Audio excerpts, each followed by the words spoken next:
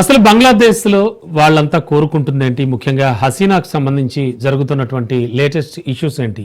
ఇవన్నీ కూడా మనతో మాట్లాడడానికి, మరింత విశ్లేషణ అందించడానికి మనతో పాటు సీనియర్ జర్నలిస్ట్ కోటేశ్వరరావు గారు ఉన్నారు. సార్ నమస్తే. నమస్తే సార్. సార్, ముఖ్యంగా బంగ్లాదేశ్ లో ప్రస్తుతం ఉన్న పరిస్థితుల్లో అసలు ఏం జరుగుతోంది అనుకోవచ్చు అంటారు? అంటే షేక్ హసీనా అరెస్ట్ చేస్తే ఇప్పుడున్నటువంటి సమస్యలన్నీ సాల్వ్ అయిపోతాయని భావిస్తూ ఉన్నారా? ఏం జరగబోతోంది?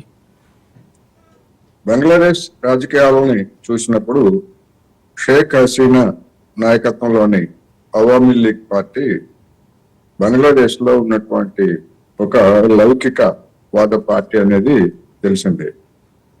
దాని ఏర్పాటులోనూ లేదా దాని లక్షణాల్లోనే ఆ విధమైనటువంటి ఉన్నది. పాకిస్తాన్ నియంతృత్వానికి వ్యతిరేకంగా పోరాడినటువంటి పార్టీ. అయితే 15 సంవత్సరాల హసీనా పాలన పూర్తిగా ప్రజారంజకంగా సాగిందని చెప్పలేము. ప్రజల పట్ల వ్యతిరేకమైనటువంటి కొన్ని చర్యలు ఉంటాయి డెఫినెట్ గా. అందువలన ఆమె యొక్క పాలన తీరుతెన్నులు దాన్ని బట్టి మనం సమతుల్యతతోటి విశ్లేషించాల్సినటువంటి అవసరం ఉన్నది. అయితే ఇప్పుడు ఆమెను బూస్ట్ చేశారు అధికారం నుంచి. ముఖ్యంగా మతవాద శక్తులు, మితవాద శక్తులు, అన్ని రకాల లౌకిక వ్యతిరేక శక్తులన్నీ కలిసి కూడా ఆమెను పదవి నుంచి తొలగించారు. ఈ నేపథ్యంలో చూసినప్పుడు ఇప్పుడు అంటే కొన్ని వారాల క్రితమే ఆమె మీద ఒక కమిటీని వేసి నిర్ధారించమని చెప్పారు. ఆ నిర్ధారించినటువంటి కమిటీ ఇప్పుడు అభియోగాలు మోపి ఇవాళ నుంచి బహిరంగంగా, బహుశా ఏ దేశ చరిత్రలో కూడా లేని విధంగా ఒక మాజీ దేశాధినేత మీద టీవీల్లో ప్రత్యక్ష ప్రసారం చేస్తూ విచారణ జరపడం అనేటువంటిది ఒక కొత్త పరిణామంగానే మనం చూడాల్సి ఉంది. నాకు తెలిసినంత వరకు ఏ దేశంలో కూడా ఆ విధంగా చేయలేదు. అయితే ఇది ఈ విధంగా ఎందుకు చేస్తున్నారు అంటే ఖచ్చితంగా దేశ ప్రజలని భయపెట్టడానికి, లేదా ఇప్పుడున్నటువంటి పాలకుల వైఫల్యాలని ఎవరైనా ఎత్తి చూపితే వాళ్ళని భయపెట్టడానికి, ముఖ్యంగా అవామీ లీగ్ పార్టీ కార్యకర్తల యొక్క మనోస్థైర్యాన్ని దెబ్బతీయడానికి ఈ విధమైనటువంటిది చేశారనేది స్పష్టంగా కనిపిస్తాం. ఆమె మీద మోపినటువంటి నేరారోపణలు, వాటిని గురించి మనం ముందుగానే నిర్ధారణకు వచ్చారు. అనేక మంది ఏం మోపపోతున్నారు ఏమిటి అనేటువంటిది. దేశద్రోహం, మొత్తం మానవత మీదనే ఆమె నేరాలకు పాల్పడ్డారు. ఇవన్నీ కూడా ముందుగా ఊహించినవే. ఎందుకంటే ఒక ప్రభుత్వం తలుచుకున్న తర్వాత ఏ విధమైనటువంటి సాక్ష్యాలను సృష్టించగలరో, లేకపోతే ఏ విధమైనటువంటి నేరారోపణలు చేయగలిగిందో తెలిసిందే. ఆమెకు ఇప్పుడు ఆమె పరోక్షంగా విచారణ జరుపుతున్నారు. ఇది ఎన్ని రోజులు సాగుతుంది అనేటువంటి చూడాల్సి ఉంది.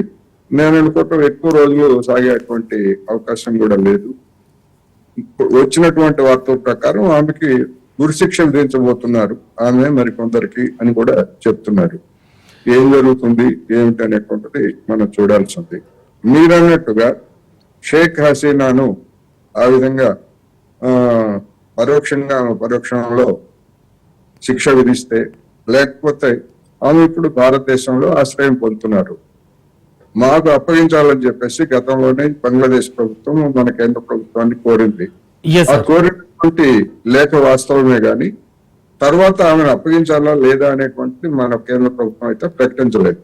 అందువల్ల ఈ పరిణామంలో ఏం జరుగుతాయి అనేది చూడాల్సింది. Sir, Yunus point of view నుంచి చూస్తే కనుక ఆయన మొదటి నుంచి షేక్ హసీనాను వ్యతిరేకిస్తూనే ఉన్నారు. సో ఖచ్చితంగా ఇండియా నుంచి అయితే తీసుకొస్తాము అని చెప్పేసి చెప్తూ ఉన్నారు. మరి నేపథ్యంలో ఇది సాధ్యమయ్యే పనే అంటారా ఇప్పుడున్న కండిషన్ లో? ఇప్పుడున్నటువంటి కండిషన్స్ లో నిజంగా షేక్ హసీనా బంగ్లాదేశ్ నాయకత్వంలో ఉన్నటువంటి ప్రభుత్వం బంగ్లాదేశ్ భారత్ సంబంధాలు చూసినప్పుడు మనతో సత్సంబంధాలని ఆమె కొనసాగించారు. మనతో సత్సంబంధాలతో పాటు చైనాతో కూడా ఆమె సత్సంబంధాలని కొనసాగించారనేది అందరికీ తెలిసినటువంటి సత్యం. మనకు వ్యతిరేకంగా అయితే ఏ విధమైనటువంటి కుట్రలు పోకాలకి ఆమె పాలనలో పాల్పడలేదు. ఎందుకు అంటే దానికి నిదర్శనం బంగ్లాదేశ్ వైపు నుంచి మనకి ఉగ్రవాదులు లేదా సాయుధ దళాల చర్యలు కానీ ముప్పు కానీ గడిచినటువంటి 15 ఏళ్లలో ఎక్కడా లేవు.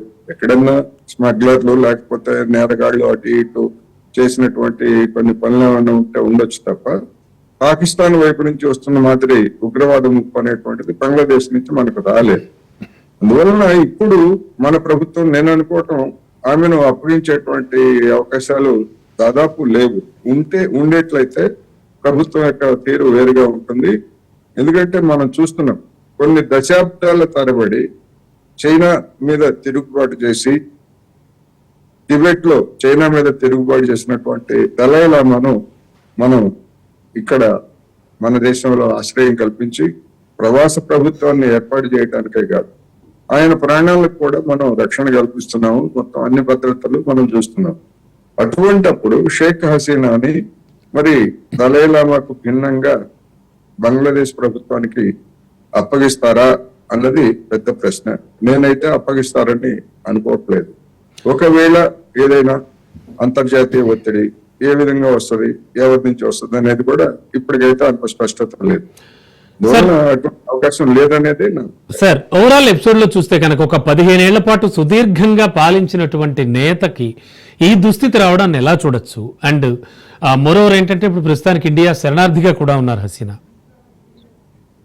అంటే షేక్ హసీనా లౌకికవాది అయినప్పటికీ అదేవిధంగా మన దేశంలో కాంగ్రెస్ నాయకత్వంలో యూపీఏ పాలన సాగింది.